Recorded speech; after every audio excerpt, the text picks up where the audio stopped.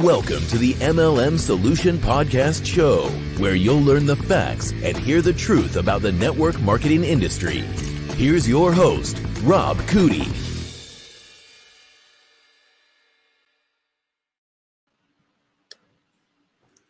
Good morning, Mr. Cootie. How are you today? I'm doing great. How are you doing today, Miss Marie?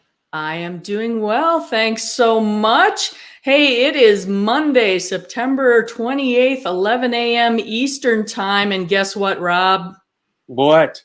This is episode 50. Can you believe it? Can you believe that crap? It's hard. Hey, I have to show you. I wore my special shirt today. Oh my gosh, you are freaking awesome. Way to go, girl. That is awesome. You know, But that wait, didn't it gets better. That is freaking awesome. I wish I had thought about that. Why didn't you bring something up? I'd have gotten a shirt too, even though I can't wear it. That is freaking awesome. Way to go. Kudos to you. That is awesome. Yeah, for those of you on the podcast, my 50th birthday was several years ago now. Oh. But I still had some leftover celebratory stuff, so I'm wearing my 50 better than ever shirt, and I have a little hat that has 50 on it. That's just kind of crazy. That is awesome. We're just showing that off on the video for a quick second there, and there we go. That definitely put a smile on my face. Well, I'm glad you like that. So how was your weekend, Rob? It was eventful, but no sense in going there. Let's just say that things are different than they were as of last Friday. Well, that's always the case, right? Everything changes day to day. And well, you know, I'll say this. I was just talking to somebody on the phone moments ago, and I told them it's amazing. You know, we talk about it, and you know how I dislike cliches, but there's life truisms more than cliches, right? And this is one of them, and it is life turns on a dime. And, you know, something happened this past weekend that made me realize how quickly life can turn. And only by the grace of God am I still here today. And that's not to be dramatic. I'm not going to get into it. But a few feet one way or the other, I could have had a drastically different outcome. And I realized where my bread is buttered. Christ was with me when that happened. And I'll say I am so grateful that I have the minor injuries that I do. And that I'm here on this podcast with you. So to celebrate our 50th one. Well, absolutely. And we always, you know, it takes those little events in life. It happens, and everybody has them sooner or later. As a matter of fact, this past week, my best friend was home in Colorado. Her mom had been in hospice care for a while, and she passed away this past week on my friend's birthday. Oh my gosh. Which was an interesting, you know, dichotomy, because on the one hand you think, oh man, how sad is that? Like, her mom passes away on her birthday. But at the same time, she viewed it very much as the best gift she could have gotten. Because, you know, her mom had been in decline for a while, and, you know, it was just, she went home to the Lord, and now she's at peace, no longer in pain, no longer ill. And obviously the family and friends are grieving and missing her, but at the same time, this life isn't it, right? So there it is.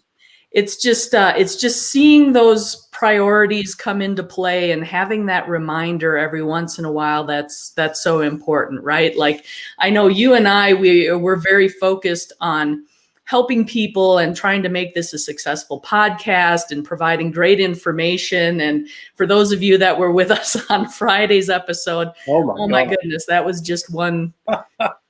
I almost want to say tragedy, but obviously that's being a little dramatic after another, but it was just. Well, it sure felt like an unfolding tragedy. It was challenging, right? But in the grand scheme of things, the difficulties that we had, does it really matter? Not that much. And you know you're right. That's a very good point. And that was a prelude to my Saturday. If I'd have known, I'd have stayed home. Well, maybe we should have warned. Maybe that's it. Next time we have an episode like that, we know we just stay home and we don't do, Yeah, do anything else for a day or two. exactly. Well, I'm sorry to hear about your friend's passing, but I totally get it. I would look at it as a blessing too on my birthday. So that's a great way to look at it. And my heart and prayers out to those in that family. That's always tough. Man, it's just no good way around a loss of a loved one. You know, sometimes I'm not lost for words most of the time, but that moment, you just learn to keep your mouth shut and offer a hug. That's about all you can do. Yeah. And because you don't know what the appropriate words are in those moments, and you don't want to say something you'll regret. And so that's so tough. And you know, I hate to step on ants. I hate to kill snakes, spiders. I respect and value life like very few people, but you know, it never ceases. How would you say, death? I mean, to galvanize me in that moment, just how special life is. So, and for all of you on noticing, I have a different background. That may be that way for a while. I can't make it to the to the office. So, Miss Marie, I don't know how often I don't know how good this background is. I get some idea.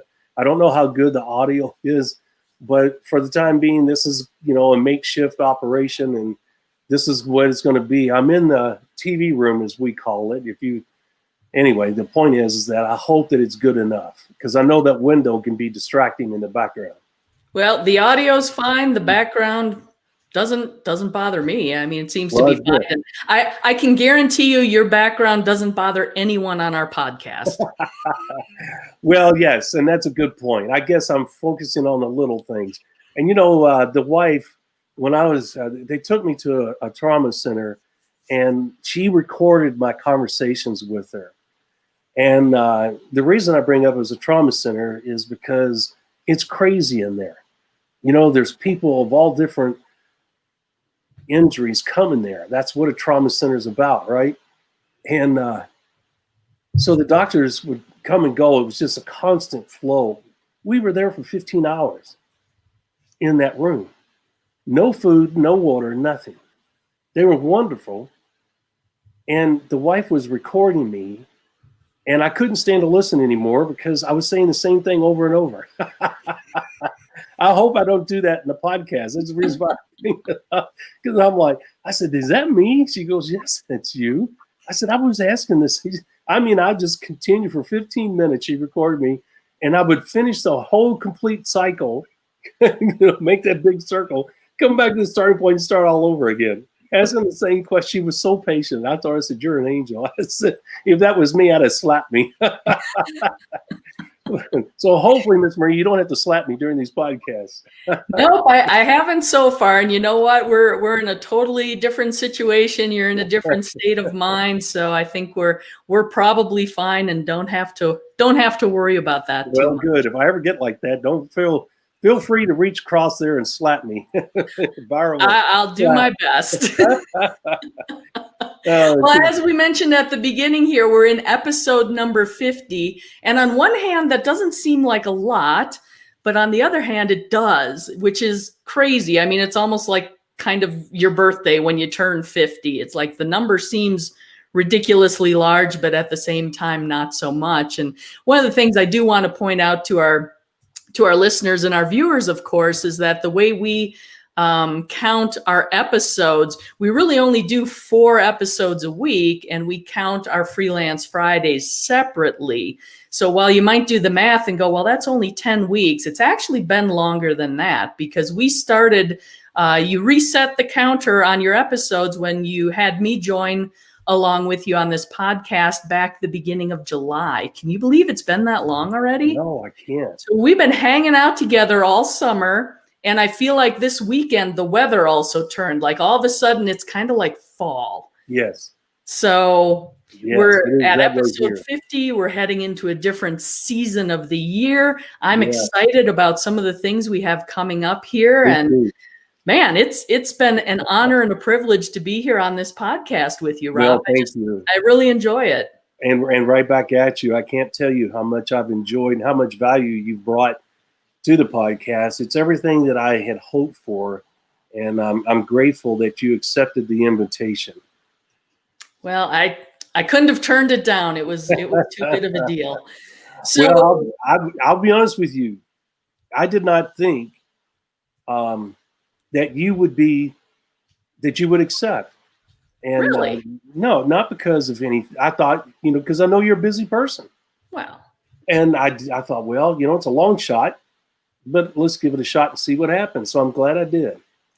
Well, but here's the thing, Rob, you make time for the important things, right? And I have always been an opportunist by nature. Like, I have a plan and I have a path I'm following, but I've found every once in a while, the good Lord drops opportunities in my lap that sort of on the path, sort of not, but too good to pass up. And this was absolutely one of them. So here we are, and we'll keep churning forward, and we'll see what happens. We got some good things coming down the road, though. Yes, we do. And I really get tired of saying, we got them coming.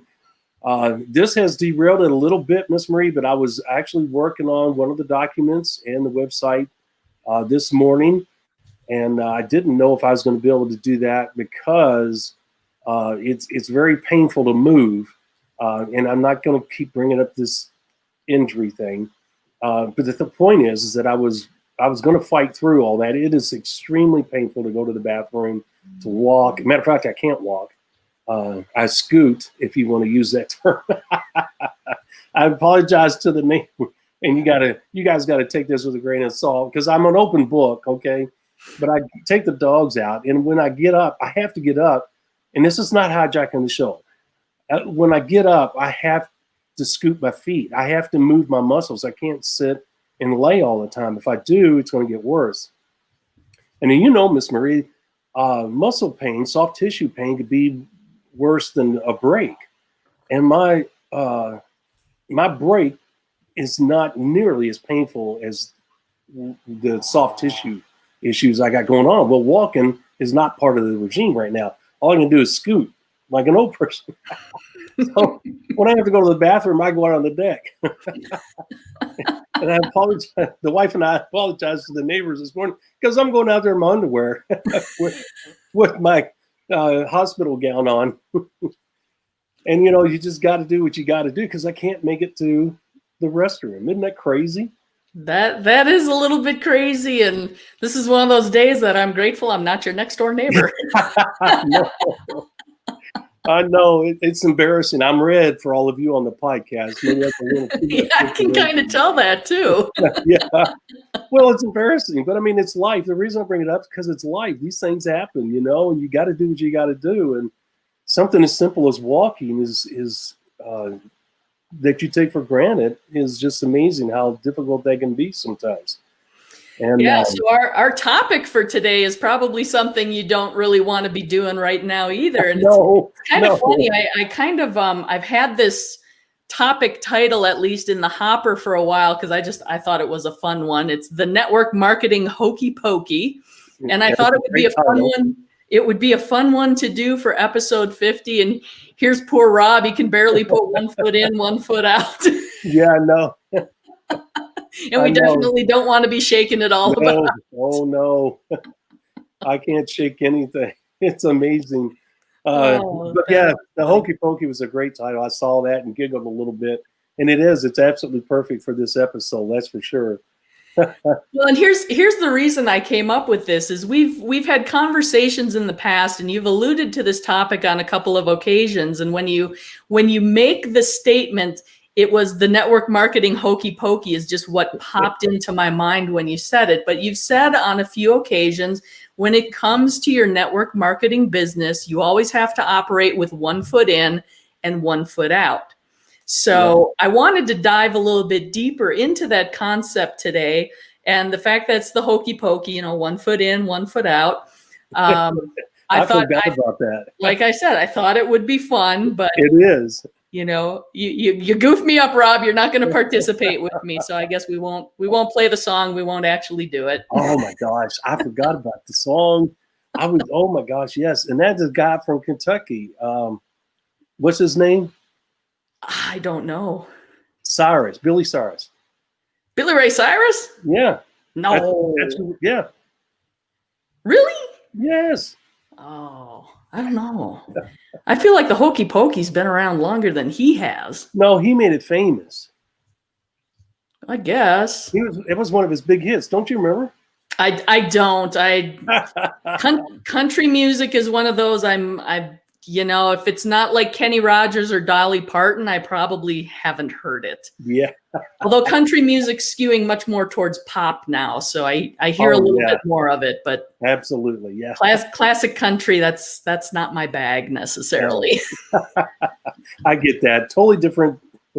Totally different. Exactly. But so let's dive into this a little bit. When we talk about having a network marketing business and operating with 1 foot in, 1 foot out, initially that sounds kind of lukewarm, like you're not maybe fully committed to your business, but that's not what we're saying. No, correct? That is correct. Okay, so tell me a little bit more about exactly what you mean when you say operate 1 foot in, 1 foot out. Well, yes, and they'll preface that description real quick by saying you got to go balls to the walls, as we always tell you guys. Shoot for the moon, and if you need to back off accordingly. But having 1 foot in, 1 foot out does not mean to half step it.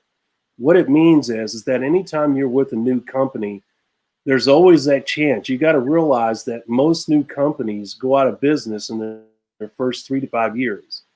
Knowing that, you have to keep 1 foot in and 1 foot out in order for you to be able to build a successful business. Sorry about that. And so we got a lot of delay here, but anyway, is everything working all right, Miss Marie? Can you hear me? I think so, as far as I can tell. I mean, you had a little bit of a skip there, but you seem to be okay. Okay, good. So what you have to do is you have to build it just like you were going to be there forever. You have to go balls to the walls, go aggressive, shoot for the moon, and at the same time, keep your ears to the ground, listening and watching for any telltale signs that the company may be struggling. And because you're building an ever-growing business and you're trying to develop the type of income and lifestyle you want, it's imperative that you keep your downline, especially your leaders, informed on any potential issues that may be popping up. Now, I guess, Miss Marie, we could do a show on some telltale signs that you can watch for that are true indicators of what potential problems the company could be going through, because we really can't dive into that all that much right now. It's too much detail. But the point is that there are telltale signs that make you go, oh man, I need to keep a close eye on this. This could be real trouble. And that means if you see those telltale signs, you need to start looking. If that's your goal, to start looking for another legitimate opportunity that could give you the same financial opportunity that the company you're with now is providing you. Okay, so hopefully I made that clear, but that's what you mean by 1 foot in, 1 foot out. 1 foot is inside the company, you're totally committed to it, but the fact that you heard some telltale information, you've got 1 foot out, meaning that you're actively looking for another opportunity in case you have to leave the company you're with now. Does that make sense? It does. And let me just set context a little bit for those of our listeners who may not have heard some of the past episodes where we've touched on this. On this show, we very much advocate for finding a company that's just starting out. We're talking about getting involved in the first 1 to 3 years because we're looking to hit that rapid momentum to really grow your wealth, grow your business quickly. It's almost that idea of catching lightning in a bottle, as we often say. And it's a high risk, high reward scenario, because any company that's just starting out, there's always the risk that they're not going to make it. I don't remember what the percentage is, but there's a high percentage of businesses, any industry, in the first 1 to 5 years that fail. They just don't make it. So because we're advocating kind of this high risk, high reward timing with the company, this is why we're talking about 1 foot in, 1 foot out, because it is possible that you've identified the correct company with a great compensation plan, with a product of value that people are interested in, and you're hitting the timing just right. But for whatever reason, and it's oftentimes beyond your control, and sometimes it's even beyond the company's control, that company is going to fail. And you need to be able to know that that's potentially coming and be ready to pivot and move your business somewhere else. Is that not accurate? That is absolutely accurate. Well done. Yeah, I couldn't have been better myself at saying and clarifying that. And people say, well, Rob, why do you want to do that? Well, because if you're building a big business and you have leaders that you don't want to lose, they're going to depend on you and your knowledge and your direction and your leadership to make that jump. Because believe it or not, even though these people might be strong leaders and they have success in the past, in other words, passing their jobs, careers, whatever the case may be, that doesn't mean that they have the understanding that you do about this industry. It doesn't mean that they have the guts to make that move. They may freeze in their tracks. So they're going to depend on you for the leadership in these type of situations. And so you better make sure that you really are making a good, solid, sound decision here. And the way you do that is you got to become an investigator, Miss Marie. You got to start making calls, either your upline or somebody contact you at the company, whatever you can to find out what's happening. Asking questions is the biggest thing. There's some people have better contacts than other, Miss Marie, but every situation, as you know, is different. And if you start asking questions, believe me, people like to talk. And if you ask enough people, then all of a sudden a theme starts to pop out of all of those conversations. A theme that may require further investigation or a theme that may put you at rest. So the thing is that I've been fortunate enough to be connected to the right people that when things like this happen, although I did get caught one time with my pants down totally, and I still had a very good contact. But guess what? And they were a top earner in the company. They did not even know. They were shocked and immediately hung up the phone. Her and I had a wonderful relationship. And she called the company and got right back with me and informed me that the company had closed the doors and that she did not know that. She was very upset. But the point is that, I was fortunate enough in most cases to have connections that clarified what was going on. And that's invaluable, but that's not always the case. You got to do some footwork, some investigative work. And I remember in another case, I had that, and I called somebody that was not with the company, but was very well connected and got a clear insight of what was going on with one of the companies I was with. And it was trusted information, and that proved to be invaluable. So there's just two small examples of how you can find out what's going on by just picking up the phone. Well, and the other thing to keep in mind too is that it's just high risk, and no matter where you are in the organization, I think you made a couple comments there in talking with your upline. You said she was totally taken by surprise and was quite upset about it as well. And this is one of those areas where every once in a while we highlight the difference between men and women in the industry. And again, gross generalization. We're not looking to offend anybody, but right.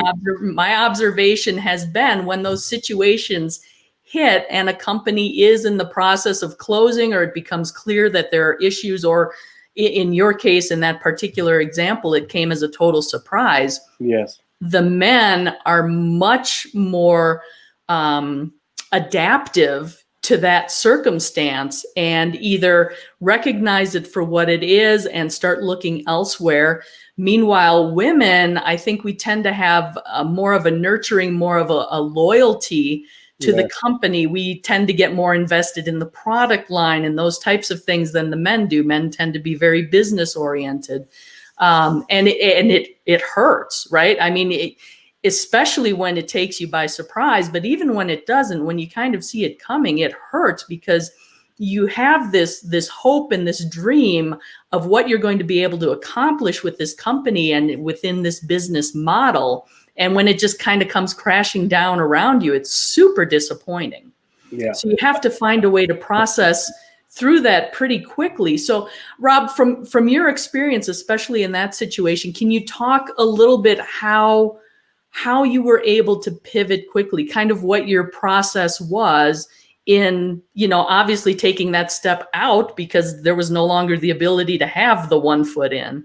Yeah.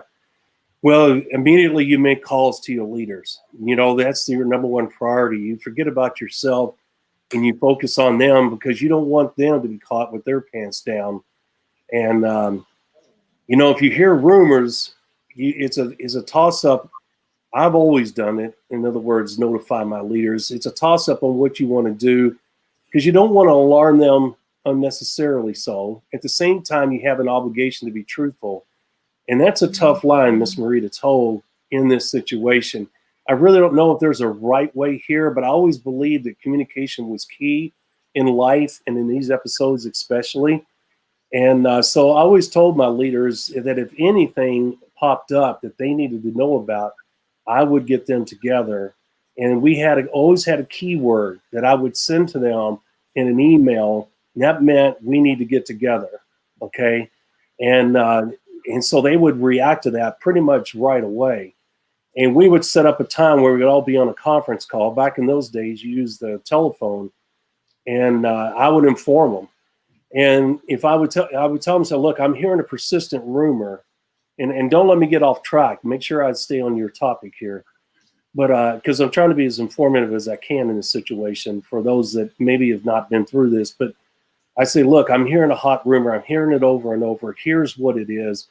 Here's the corrective action we can take. I'm giving you guys this heads up because some of you may not, if it comes to where we have to leave the company, some of you may not want to leave, or some of you may want to go in a different direction. As a leader, it's my obligation to let you know what's possibly going on. But I'd always close on a positive note saying, oh, look, remember, this is this is going around. And I would tell them, say, look, I don't spread rumors. I've heard this multiple times over the last 3 or 4 weeks. So there's something to this, And so that's the only time I would do that. I wouldn't do it if I heard it one time. You realize, right, Miss Marie, that I would not do that. It had to be a persistent rumor. And I would always, if I heard a rumor 2 or 3 times, Miss Marie, I'd start getting on the phone. And if I couldn't verify that rumor, then I still had an obligation in my mind to let my leaders know. But I always told them, I'll keep you informed. Right now, I don't think there's anything we need to do. And of course, it was all based on the severity of it. I wouldn't call them over a change in a comp plan. You know what I'm saying? I wouldn't call them on them dropping a product. That's not a crisis moment. Crisis moments is, hey, this company may close its doors, or this company's running out of money, or this company's coming under a lawsuit. Those are crisis moments. And so that's the only time I would do that. Now, if it was verified during that same call, instead of addressing a so-called rumor, I would say, okay, guys, it's been verified. This is what's going on. I need to let you guys know because each one of you own your own business. You got to make your own decisions, but here's what I'm going to do.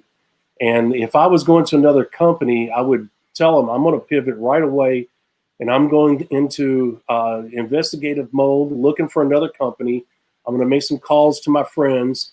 I'm going to find out what company's hot, what company has got a good comp plan, blah, blah, blah, blah. And I'll keep you guys posted if you want me to. And I would tell them, if you want to stay informed, if you're thinking about staying with me and going to another company and continuing this, then I need you to email me saying I'm on board in the subject line. So that's what we do, and that's how we handled it. Does that answer your question?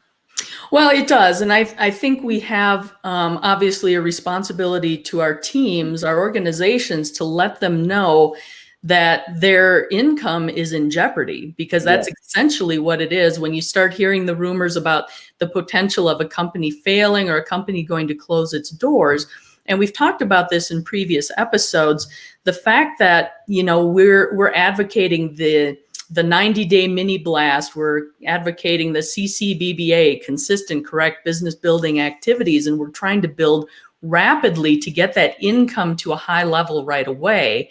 And some people get caught in that income and they're spending it as fast as they're making it, right?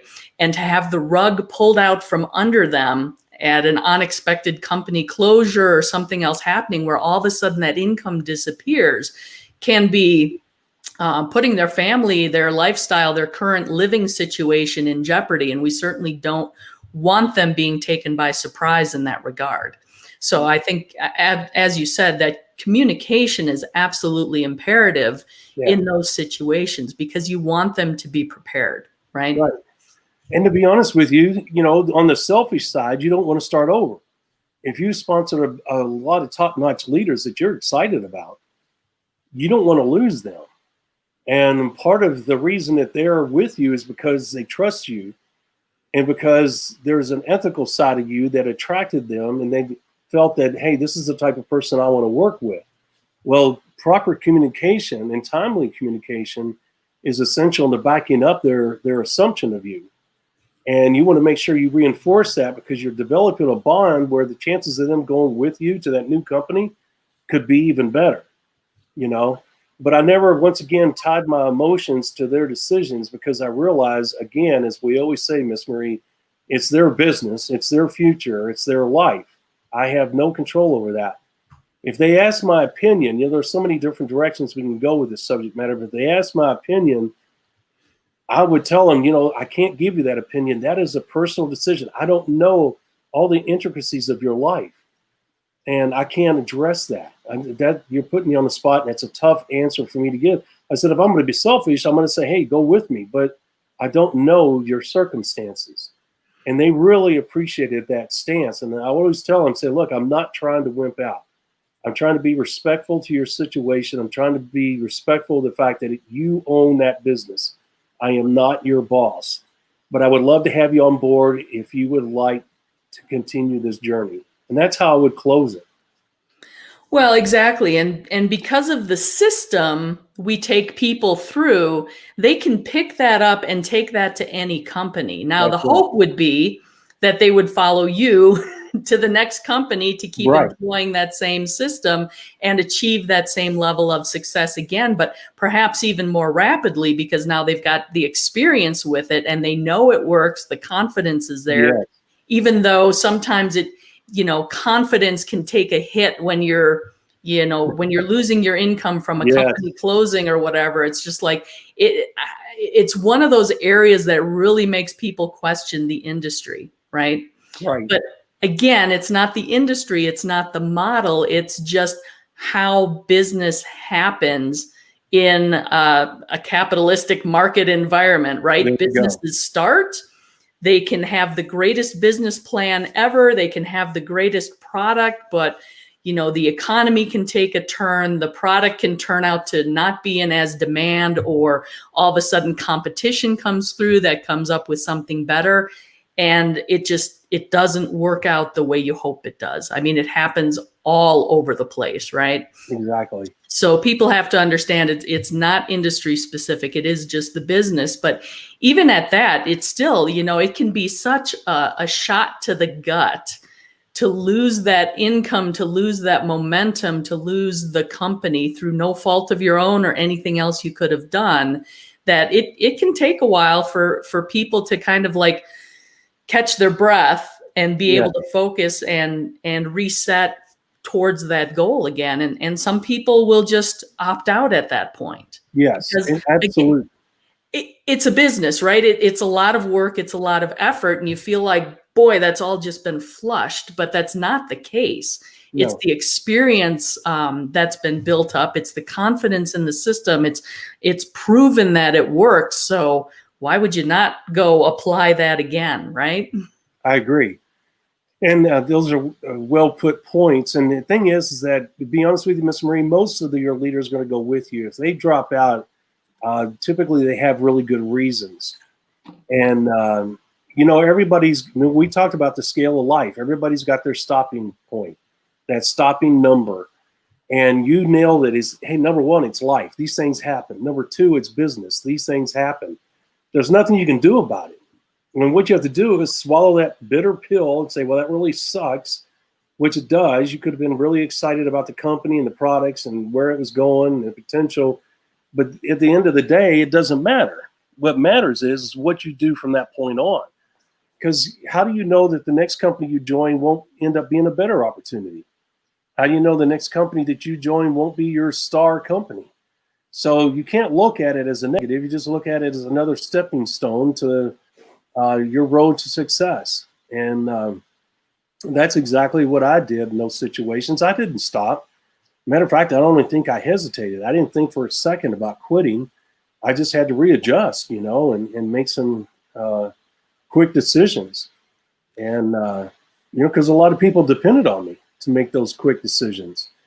And I wasn't the only one. I mean, think about it. If you have leaders, guess what? They have large organizations too. That's how you got big. So that means they've got a lot of people they have to address. And Miss Marie, duplication happens everywhere all the time in this business model. And the point is, how you handle this is how they're going to do it to their downline. Because chances are, nobody in your downline has any experience in this. So what you say, how you do it, how you handle it is going to be duplicated throughout your business. And so if you have any hope at all in taking anything of value with you to another company, your downline leaders have to handle their conversations with their leaders the same way, or you're going to have big chunks of your business disappearing overnight. Yeah, that's accurate. And the interesting thing is for those of us who are competitive, it creates an interesting opportunity because you can look at it as, hey, my first 90-day mini blast, I achieved this level of income with this company. Now it's failing. Well, I'm going to go over here. Let's see if I can beat that level, right? I mean, it creates an interesting dynamic for your leadership team if they choose to come with you as well. Absolutely. And also, I want to say this, Miss Marie, guys, you can't beat yourself up over this. It's out of your control. These things happen. Doesn't mean you're a failure as a leader, as a business builder, nothing. Okay. You can't say, well, that really sucked. This business sucks. I'm getting out. I'm never coming back. This has absolutely, as she said earlier, nothing to do with network marketing. It has everything to do with life and business, period. And you cannot beat yourself up over it. You had nothing, and I can't emphasize that enough. You had nothing to do with this. A lot of times, to be honest with you guys, it's the timing of the company. It's the decisions that the owners or the investors, whatever the case it may be, it's the decisions they made. And business is a delicate process, and it just takes one bad decision. And then what happens, Miss Marie, because it's business world works in thirds. By the third month, for instance, this is an example of what I'm getting ready to say. In your personal life, if you start having financial trouble in January, okay, then you better start making decisions in January and corrective action, because if you wait till April, it's over. The momentum has caught up and passed you by, the momentum of badness, I should say. And the chances of you overcoming that is going to be very small, because there's not enough good effort in you to overcome all the negative compounding that's happened between January and April. Does that make sense? Oh, totally. Yeah. And so that's what happens in business companies too. They can make the wrong decision, Miss Marie, and not really catch on to it until it's too late. And when they do, there's not enough money and enough good decisions to overcome some of those bad decisions. And that's totally out of your control, folks. You had nothing to do with that. The only thing you can control is your attitude and your actions. And that's it. Yep. So from a commitment perspective, I mean, you want to be both feet in when it comes to the effort you're going to put into doing your consistent, correct business building activities, your 90-day mini blast, hitting your threshold of profitability, all those things we always talk about. You want to be fully committed and both feet in. But when it starts looking like something may be going sideways with the company that's going to impact your income, the ability of the company to provide the compensation and kind of hold up their end of the bargain, that's where you have to kind of move one foot out and start looking to potentially pivot. Of course, you don't want to go just based on an unsubstantiated rumor. You want to investigate it, as Rob has talked about, and you want to be sure you're communicating clearly to your team about what's going on as well. Right. Exactly. And you always bring up some really good points. That was a great summary. And I know we're not at the end of the show yet, but that was a great summarization of what we've been talking about, and a very clarifying summarization. So thank you for that.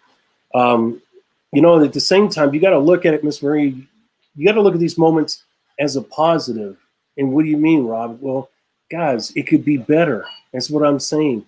You can't let this get you down. You can say, okay, the next company could be my best ride ever.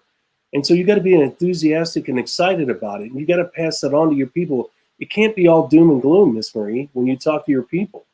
You have to say, hey, that's part of being a leader. You have to say, hey, this is what's going on. This really sucks. I verified it. Yes, this is in fact happening. The company hasn't closed its doors yet, but it's going to. I suggest that we make a change now. Let me do some investigative work. I'll jump on it right away. We'll look for a similar company with a similar comp plan. Are you guys in? Do you want me to do that? Do you want me to let you know? Because I feel that we can continue this wonderful ride and another opportunity. And then what you do is find out who's on board, and you aggressively make, your investigative actions take place immediately, and try to make the best decision you can under the circumstances, and head into that new company with, full steam ahead with both feet, like you said before. And at the same time, Miss Marie, I want to say this, and maybe you did, Claire, and I missed it. The wife was talking to me, and I apologize. But when you get to if you're with a company, if Miss Marie and I were at the company right now, and we get to the 3-year mark, we know, you got to realize that she said from day one that we joined to the 3-year mark, we had both feet in. We were totally committed to this company. And then in year 3, we start hearing rumors, and Miss Marie and I talk about it. We start doing our investigative parts by calling and doing some checking, and come to find out that right now things are okay. There's no reason to set off alarm bells to our downline. But guess what? Just imagine in your mind, we have 1 foot in, 1 foot out. Why? Because we heard rumors. Those are tremors. And we as leaders have a responsibility not only to ourselves, but to our downline to keep in touch with what's going on from that point on, and to keep 1 foot in, 1 foot out. And what does that mean in this 1 foot in, 1 foot out scenario? That means Rob and Marie starts talking to our friends and other companies. And we don't tell them, hey, this is what's going on with company ABC. Just say, hey, just catching up. We don't even let them know that we're looking. We call up and we say, hey, what's going on? I haven't talked to you in a while. Here you're doing really good over here with this company. Hey, what do you like about it? Oh, yeah, things are fine over here. We don't spread bad news because we don't know if it's true, okay, at this point. And what we want to do is our investigative work in a positive manner, okay, because things could, they could, if this company is, in fact, that we're with now, having trouble, and they get financial backing, everything smooths out, then we made a mistake by spreading any kind of negative at all. Not only are we going to make ourselves look like fools, but at the same time, we could cause irreparable damage to the reputation of the company we're with right now. So when you do your investigative work, guys, what you do is you call on a positive note, catching up with the people that are with that company. Hey, how's it going, Joe? This is Rob. Hey, I haven't talked to you in a while. Just wanted to call to see how it's going. I know you're with company so-and-so. How do you like it? And even if they say, well, Rob, are you guys having trouble? I said, well, no. Why do you ask? Okay, because I don't want to let the cat out of the bag. Now, if they do, they come out and say the same thing that we've been hearing. Well, guess what? Now we got problems because the industry knows about the issues the company we're with right now is going through. Okay, but we won't go down that road. The point is, you want to be positive, Miss Marie, when you start doing your investigative work. It's not a moment to spread any negativity, no assumptions, no rumors. What you do is you just call around and you're finding out how good that company is that Joe is currently associated with. Does that make sense? Oh, yeah, absolutely. And part of what you're doing too is keeping in touch with Yes. Potential leaders that may join you at some point in the future There you too, go. because you never know who you're going to have a conversation with that Right. is also in a situation where they're kind of not happy with what's going on and they're looking for a different option. There you go. So Very well put. Good backside analogy. Absolutely. So it never does any good, Miss Marie, to spread negativity. It's always good to be positive about even a negative situation. And it's always paid huge dividends for me. I can't speak for everybody else, but it's proven to me to be the right approach and strategy no matter what I go through. When I've been in tough situations before, people around me tend to panic. And I take a step back, evaluate the situation, always keep positive. And what am I doing? I'm looking for a positive way out of that situation. And I'm not going to use negativity to make the situation I'm in worse, because there's always an out. And I just have to stay calm and look for that positive out, or the most positive out. Okay. And that's the same mentality and approach you got to have here. You cannot make a negative situation worse by going out there and spreading all this negativity that could get back to your downline, Ms. Marie, because how do you know that the people you're calling around talking to doesn't know somebody in your downline? So that's true. There's a lot of crossover in the industry once you've been in it for a while. Exactly. And think about it. If I talk to somebody, unbeknownst to me, they know somebody in my downline who's one of my leaders, and they call them and say, hey, we just talked to Rob and he said this about the company. And that leaders can be like, we never heard that. Who told you? Are you sure Rob told you that? Imagine the damage that would do to my reputation and our professional relationship. So you can't pass negative, guys. You got to keep your mouth shut and be positive about the whole thing. And Miss Marie, I've been caught with my pants down a couple times anyway. And you know what? I recovered. It wasn't pretty, but I recovered. Well, yeah, nothing's ever going to totally take you out of the game unless you choose to, correct? Exactly.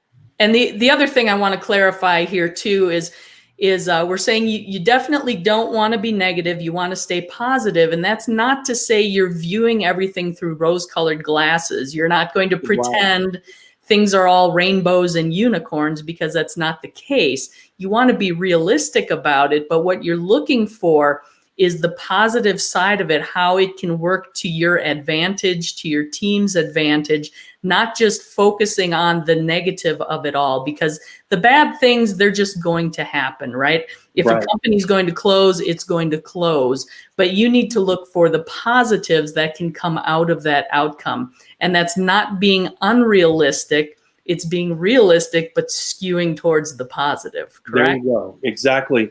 And, you know, guys, just to let you know, look, you're being proactive when you start hearing rumors, because people make bad decisions and bad mistakes when they're in a panic. And if you wait until the company closes its door, it's going to cause massive panic in your downline. I'm going to tell you that right now. I don't care how seasoned a veteran they are from any industry, it's going to cause panic, and it's going to cause chaos and frustration. And some people are going to get mad, and you're really going to have a bad situation on your hands. That's the reason why you want to be proactive. And Miss Marie, I've had people say, well, Rob, wouldn't it be better just to leave the company you're with, even if the rumors aren't true? And that's a tough thing. I always told them, well, that's a personal decision. There's a lot of pluses that comes out of leaving, Miss Marie, and being proactive and leaving early. And only if you're hearing the same rumors over and over, and nothing seems to be quelling or quenching those rumors. I would say that being proactive and leaving early might be a good decision, but I don't think there's any hardcore approach or answer to that. I think it's a case-by-case situation. Well, and it very much depends on where you are in your business building process, where you are in your income that's being brought in through that business, how soon the company may or may not close its doors, how much you want to be in control of your own destiny. There's so much that comes into play with that decision, for sure. It's a very personal decision. And it is. You can't even make a blanket statement if you're checking all the boxes, because there's always going to be some aspect of the situation that's different, right? That you may not have accounted for in your kind of thinking through your checklist of, well, if all these things are true, then it's time to move, right? Right. Exactly. And, the thing is that if somebody, we could not offer, just to let you guys know, we cannot offer counseling on situations like this because it's a case by case, Miss Marie. So I just wanted to make that clear.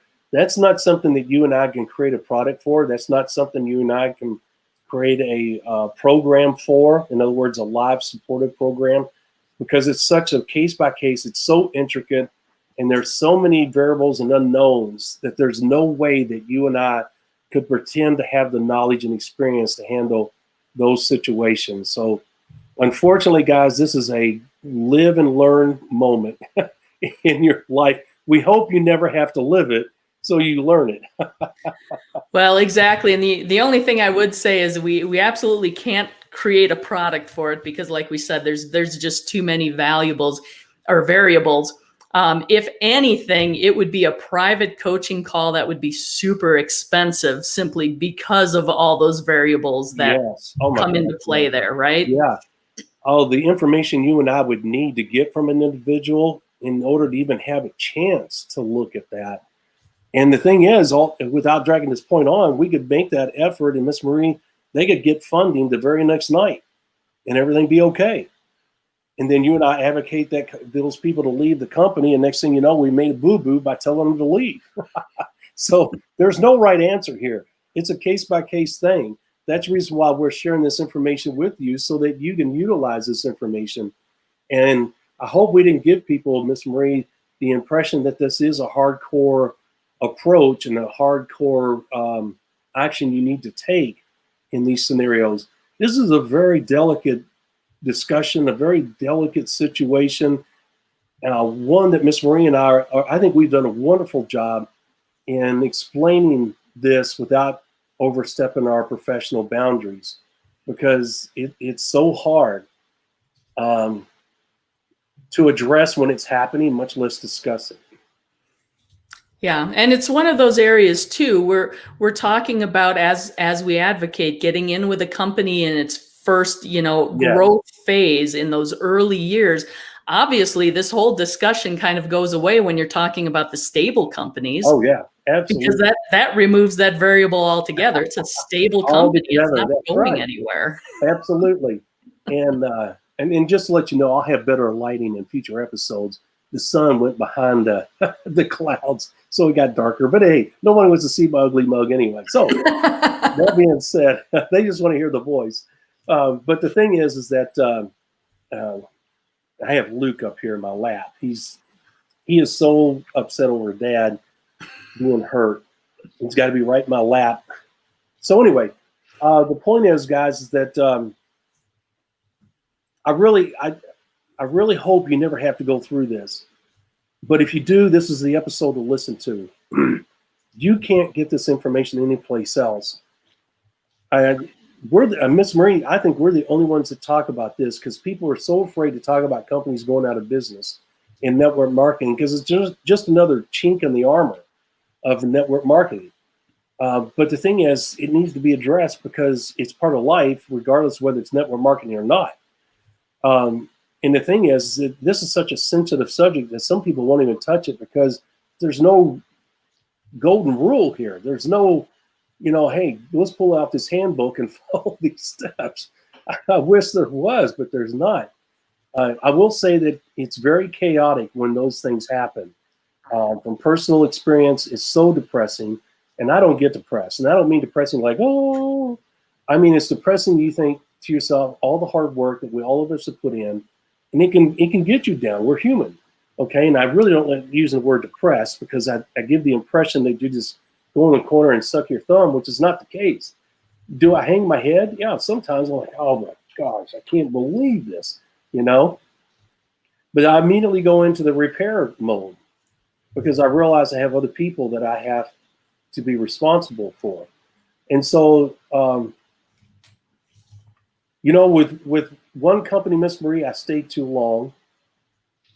It did survive, but it was a totally different company. It wasn't even the same opportunity. And the only reason I say was not an obligation, but I felt they were making the right steps to turn it around. But it didn't turn out that way. Well, actually, I had 2 companies do that, and then I had another one go out of business. I think I had 2 others go out of business. So I've been through all those scenarios. And as I said, and I bring up the fact that I stayed too long with one because that can happen, guys. Now, there's no shame in that, because if you feel that the management is doing everything they can to turn it around, what's wrong with that? Don't beat yourself up over that either. I'm not going to go like this over that, okay? And I didn't. But in hindsight, I can look and say, okay, I stayed too long. I should have left at point, whatever. But I would much rather have that discussion with myself, Miss Marie, than not making any decision at all, or making the wrong decision as far as the negative consequences with that are. Does that make sense? Oh, absolutely. And that's one of the areas where I know I've gotten caught on a couple occasions. I tend to be loyal, and if anything, stay too long and don't pull that trigger soon enough, unfortunately. But well, here's the thing. If you pull the trigger too soon and you go to a company that's as equally or better opportunity, what have you lost? Nothing. There you go. Okay. Now, that doesn't mean be a quick trigger here, guys. That's not what I'm saying. But if your worst sin is that you jumped too soon and you went to an equally as good company or better, I'd say that's a pretty good scenario. Right? Yeah. You just don't want to get caught in a situation where you're jumping at the slightest rumor and then you find yourself going from company to company to company. Yes. Yes. Because your leadership team's not going to follow that. No, absolutely not. Miss Marie, the other day, I was discussing with someone that's in the business, and it's a little off topic, but it's same topic, because you're talking about jumping one company to the other. And you know what they asked me? Well, you don't. Okay, let me just say. They said, Rob, can I build more than one network marketing company at the same time? I immediately said no. The reason, look, there's company jumpers and there's people that will try and do 2 at one time. 2 totally different people. I call them network marketing junkies. Do not follow the junkies. We'll talk about that down the road. 2 bad scenarios. Trying to build more than one network marketing company at a time, that is crazy. Let me tell you this, and I'm not going to get off on this topic. No top earner ever does that. There's a reason why, because it doesn't freaking work. And then you got those ones, Miss Reed, that you just touched on. Jumping from one company to the other. Oh, this company sucks. Let's go to another one. And then they find another one. Oh, this company sucks. Let's go to another one. And the people will follow them. I don't know why. They say there's a sucker born every minute. I guess that's what it is. I don't know. But my gosh, who in the world would do that? Yeah. I don't know either. But like you said earlier, this is information no one else is talking about, right? We're bringing value to the industry. We like to talk about the good, the bad, and the ugly. And this is one of those areas that kind of dips into the ugly a little bit that nobody else wants to talk about. It's a reality. It exists out there. Nobody's denying its existence, but at the same time, nobody really wants to deal with it either. No. And the people out there, the pros, don't want other people to know the industry has these issues, Miss Marie, because you make most of your money with the new companies. So if you badmouth the new companies, what does that tell people that are looking to join the industry for the first time? Don't go with new companies, okay? And you and I have been open about that from the get-go. Look, you're going to make 70% of your wealth in new companies. Is it worth the risk? Yes. You could set yourself up for the rest of your life. So what if it goes out of business? It's not the end of the world. You're still breathing. You're still healthy. You're going to enjoy the lifestyle and the money you made. How's that bad, Miss Marie? Yeah, it's that risk-reward equation for sure. Yeah. Well, to me, it's not a risk. I won't look at anything but a new company. Period. I barely look at a 1.5-year-old company. To me, that's too old. I'm like, hell, that wealth opportunity is half over. I ain't wasting my time with that.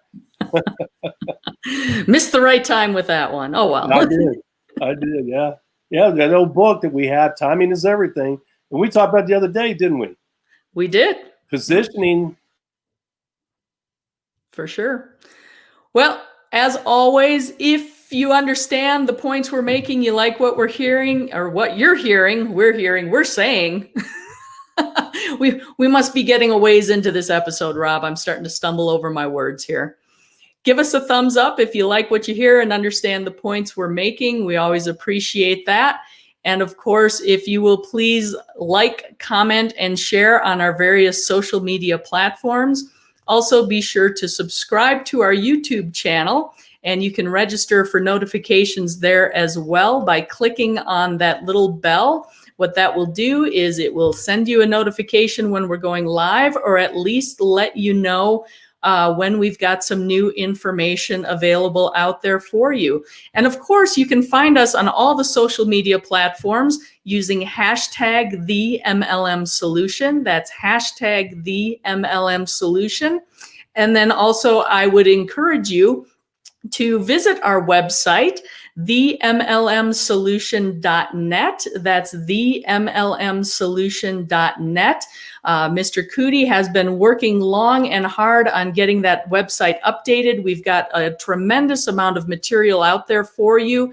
Some of it's even free to download, so I encourage you to go check that out.